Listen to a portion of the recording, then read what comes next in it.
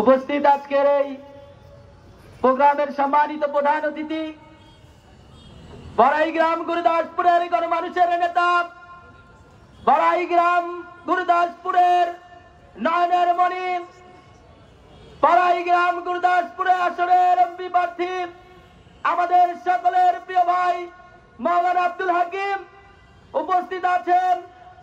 আজকের এই প্রোগ্রামের সম্মানিত সভাপতি মাওলানা হাবিবুর রহমান হাবিব দাদা, উপস্থিত উপজেলার বিভিন্ন পর্যায়ের নেতৃবৃন্দ, বাংলাদেশ জামাত ইসলামীর কর্মী ভাইরা, আসসালামু আলাইকুম ওয়া রাহমাতুল্লাহি ওয়া বারাকাতুহু। আপনারা জানেন স্বৈরাচার ফ্যাসিবাদ সরকারের নির্যাতনের নিষ্ঠুর রুলার লালপুর উপজেলার কদমশিলান ইউনিয়নের 2013 সালের 28 ফেব্রুয়ারি মাওলানা দেলোয়ার হোসেন সাইদি সাহেবের রায়ের বিক্ষুব্ধ জনতার আন্দোলনের একটি মামলা ছিল।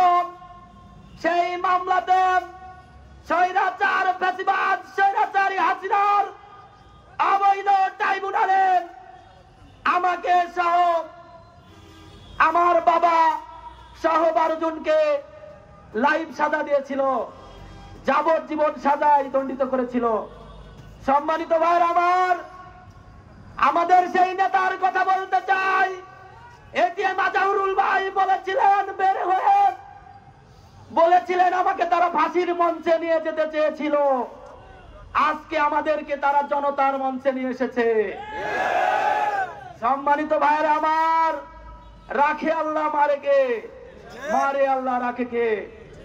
এই 5 আগস্ট নাটোর কেন্দ্রীয় কারাগারের মধ্যে আমরা 12 জন যখন দুঃখে দুঃখে দিনের পর দিন কাটাচ্ছিলাম, তখন এই 5 আগস্ট সংগঠিত হয়েছিল।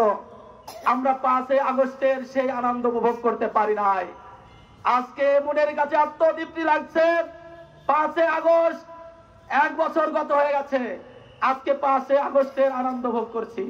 স্বৈরাচার পালিয়ে গেছে, বাপের বেটি বলে পালাই না। কোথায় গিয়েছে? দিল্লি গিয়েছে। সংগ্রামী উপস্থিতি, সকলের কাছে দোয়া চাই। এ পর্যায়ে আপনাদের সামনে বক্তব্য রাখছেন মানবতার সংগঠন বাংলাদেশ জামাত ইসলামীর বড়াইগ্রাম উপজেলার সংগ্রামী আমির মাওলানা হাবিবুর রহমান সাহেব, বিশিষ্ট ইসলামী চিন্তাবিদ মাওলানা হাবিবুর রহমান সাহেব।